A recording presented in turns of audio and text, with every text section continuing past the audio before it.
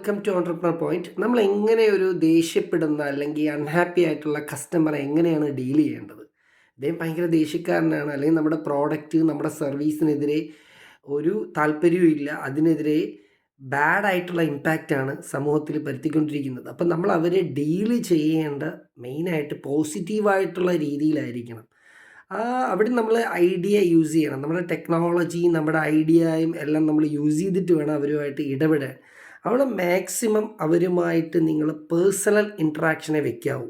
പബ്ലിക്കിലോ ഒന്നും സംസാരിക്കാൻ നിൽക്കരുത്. പേഴ്സണലായിട്ട് നിങ്ങളൊരു അപ്പോയിൻമെൻ്റ് എടുത്ത് അവരുമായിട്ട് സംസാരിച്ച് അവരൊന്ന് കാമാക്കി വളരെ പോസിറ്റീവായിട്ട്, പോസിറ്റീവ് ലാംഗ്വേജ് യൂസ് ചെയ്തുകൊണ്ട്, വളരെ സ്മൈലി ആയിട്ട്, നല്ല കണക്ഷൻ ബിൽഡ് ചെയ്ത്, അവർ പറയുന്ന കാര്യം ആക്റ്റീവായിട്ട് ലിസൺ ചെയ്ത്, എന്താണ് പ്രശ്നമെന്നുള്ള നിങ്ങളുടെ സൈഡിലെ പ്രശ്നമാണെങ്കിൽ എത്രയും പെട്ടെന്ന് പരിഹരിച്ച്, അല്ല അവരുടെ സൈഡിലെ പ്രശ്നമാണെങ്കിൽ അത് പറഞ്ഞൊന്ന് ബോധ്യപ്പെടുത്താനുള്ളൊരു കാര്യം നിങ്ങൾ ചെയ്യണം.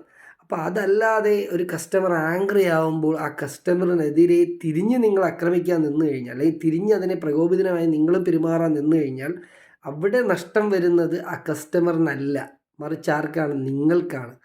നിങ്ങളുടെ ബിസിനസ്സിനെ അത് നല്ല രീതിയിൽ ബാധിക്കും. അപ്പോൾ അങ്ങനെ ബാധിക്കാതിരിക്കാൻ എല്ലാ രീതിയിലുള്ള കസ്റ്റമറെയും നമുക്ക് ഹാൻഡിൽ ചെയ്തേ മതിയാവുള്ളൂ. അപ്പോൾ പ്രധാനമായിട്ടും അൺഹാപ്പി ആയിട്ടുള്ള കസ്റ്റമറെ ഡീല് ചെയ്യുമ്പോൾ അതൊരു ഇമ്പോർട്ടൻ്റ് ടാസ്കിലുപരി അവരുമായിട്ടുള്ള സന്ദർശനം, അവരുമായിട്ട് എവിടെ ലൊക്കേറ്റ് ചെയ്യണം, എവിടെ സംസാരിക്കണം എന്നുള്ള ഇമ്പോർട്ടൻ്റ് ആയിട്ടുള്ളൊരു കാര്യമാണ്. മേ ബി നമ്മൾ എന്താ ചെയ്യുക, അവരുടെ ഒരു വീട്ടിൽ നമുക്ക് അപ്പോയിൻമെൻറ്റ് കിട്ടുകയാണെങ്കിൽ ബെസ്റ്റാണ്. അല്ലെങ്കിൽ നമുക്ക് പേഴ്സണലായിട്ട് നമ്മുടെ വീട്ടിലോ അല്ലെങ്കിൽ നമ്മുടെ ഓഫീസിലോ അപ്പോയിൻമെൻറ്റ് കിട്ടിയാൽ നമുക്ക് അത്രയും കാര്യങ്ങൾ അവരുമായിട്ട് സംസാരിച്ച് പ്രശ്നങ്ങൾ പരിഹരിക്കാനായിട്ട് സാധിക്കും.